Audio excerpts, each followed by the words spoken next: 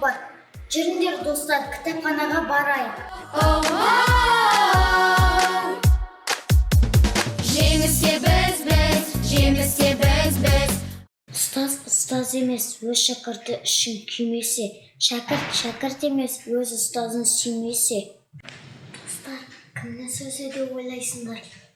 Рүспек Аймауытов. Ой, оқымысты. Ал мына сөзді кім айтқан? Ұстаз болу өз уақытын аямау, өзгенің бақытын аялау. Кім айтса да әдемі айтыпты. Жан-Жак Руссо айтқан екен. Достар, ұстазымызға арнап өлең оқуға шабаттамашылық тұр. Қолдарынан келсе қостандар. Адалдықтың жегінен аспайтұғын ұстазым, адалдықтың жолына бастайтұғын ұстазым. Құлағына шаланың саспайтұғын ұстазым. Құпиясын баланың аспайтұғын ұстазым. Қиындықты жеңуден қашпайтұғын ұстазым.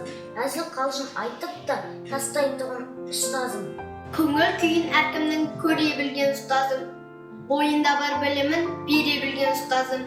Ізгілікті нұрларын төге білген ұстазым. Әр жүрекке гүл сезім еге білген ұстазым.